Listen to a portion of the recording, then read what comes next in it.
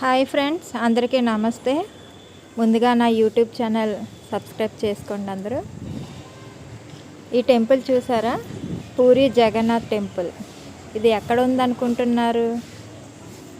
పెదగంచేడ steel plant వెళ్ళే వేలో township దగ్గరలో ఉంది. సెక్టర్ 8. చాలా బ్యూటిఫుల్ ప్లేస్ అండి ఇది.